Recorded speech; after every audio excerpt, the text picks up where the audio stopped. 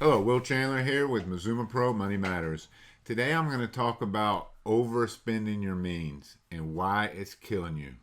But before we get started, make sure you hit the subscribe button over there and then tap the little bell next to it and check all notifications. That way you're going to get updated every time we upload a new video. So stay tuned. Brought to you by Mazuma Pro, a lifetime money plan. Hello, Will Chandler here. So, today I'm going to talk about overspending your means and why it's slowly killing you. So, a lot of people, they just slowly overspend their means. Now, what does that mean? That means that they are spending more money actually than they are making. Now, why do people do that? Well, the number one reason people do that is to keep up with the Joneses, to make them feel good and look good amongst their friends and families.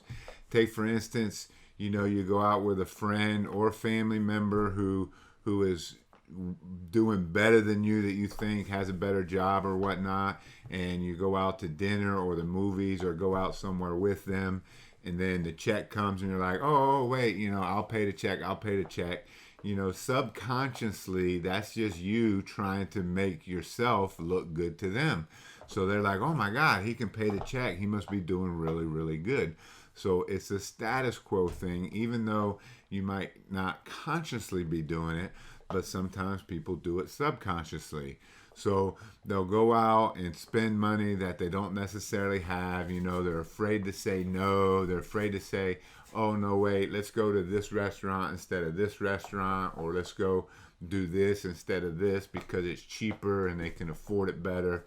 And, they won't let the other people pay their portion or whatnot because they want to really feel good about themselves. And they really don't have the money, and a lot of times they'll end up putting on a credit card or something. So that's just the kind of minor everyday things that people do. At work, you're like, hey, I'm going to buy everybody coffee and donuts or something. That way, it's just a feel good thing, and you're overspending your money to make other people think that you actually have money and you're better off than you really are.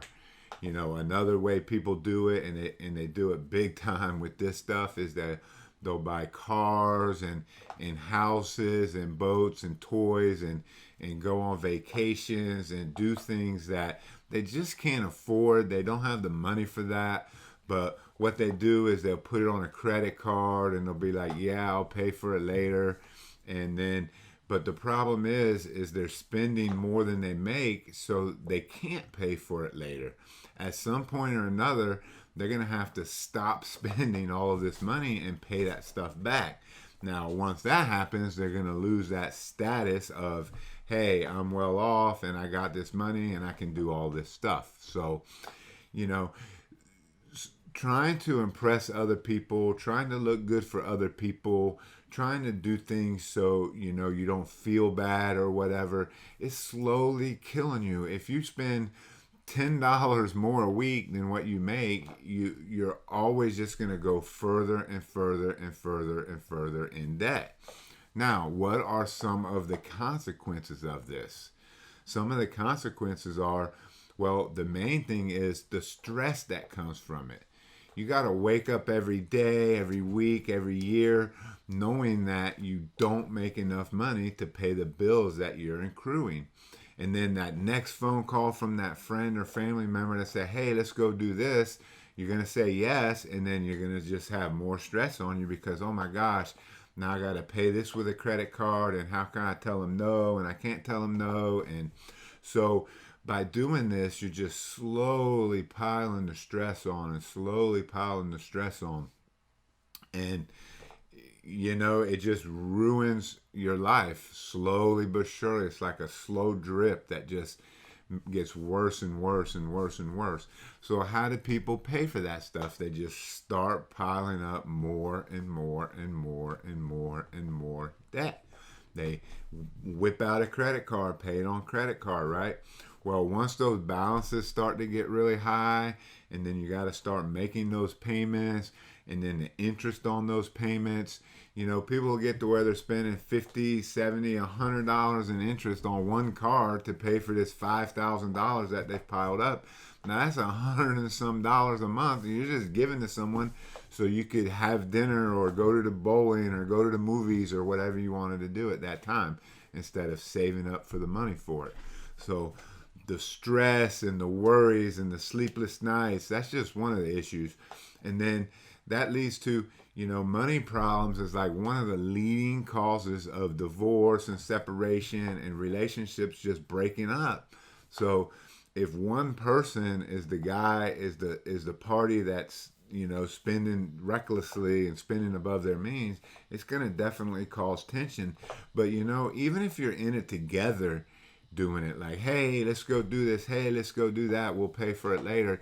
You're in it together. Once that money comes due, once it comes to a time where you've incurred so much debt and you got so much credit card payments and so much interest rate that, it's just going to weigh on both of you, and then that relationship is eventually going to unravel, all because of money, all because you lived beyond your means. You spent more money than you had coming in as income. So if you want to relieve that stress, if you want to avoid that stress, learn to say no. Learn to not do that stuff. Stop going out to the restaurants and buying the toys and buying the cars and the houses and the new mattress and the new clothes and the new shoes and the new, jersey and just the stuff you're buying to impress other people, really, because if you're good with it and whatever it costs, those people aren't going to be there to pay your bills. You're going to have to pay those bills. So if you're overspending your means and you're causing all this stress on you, all this stress on your relationship, all it is doing is slowly killing you, and you will not be able to keep up with it, and it will slowly beat you down, and it will slowly overtake you, and then eventually you'll just be buried amongst this mountain of debt and this mountain of worry and this mountain of stress. So I implore you, put a budget together, figure out all of your income, and spend less than that. That's all it takes. Figure out your income and spend less than that, and you won't have the stress of money worries. You won't have the stress in your relationship, and you'll go on to live a happy, healthy, wonderful life and achieving the things that you want to in life instead of trying to appease other people. Thank you.